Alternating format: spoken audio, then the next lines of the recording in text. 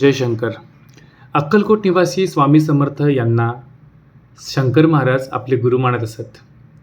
भक्तांना संकटातून सोडून ज्ञानमार्ग दाखविणारे परमपूज्य शंकर महाराज यांनी वैशाख शुद्ध अष्टमी 26 एप्रिल 1947 रोजी पुणे येथील धनकवडी गावात पद्मावती येथे समाधी घेतली. सद्गुरू शंकर महाराजांनी भक्तांना त्या त्या भागात दर्शन दिले. तिथे आता खूप मोठ्या प्रमाणात समाधी उत्सव सुरू होतो. सद्गुरू शंकर महाराज असं नेहमी म्हणत असत, आणि माझा आणि तुमचा गुरु वेगळा नाही. श्री स्वामी समर्थ हा माझा गुरुचा जप आहे. त्यांचे नाम घेतले की ते मला पोचेल. जो खुद को जानता है वही मुझे पहचानता है, हे त्यांचे वचन. स्वामी समर्थांना सद्गुरू शंकर महाराज मालक म्हणत असत.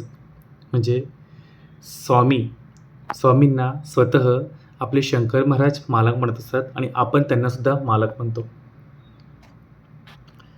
सद्गुरू शंकर महाराज म्हणायचे, त्या अगरबत्तीच्या धुव्यात किंवा सिगरेटच्या धुरात मी तैलोक्य भटकून येतो. धुराच्या लहरी तरंगत विश्वभर संचार करत असतात, आणि याचाच प्रत्यय म्हणजेच आपले महाराज आपल्या वचनांना काबिल असतात, आणि आपल्या वचनांना सर्व भक्तांना ते जगभरात अनुभवत येत असतात.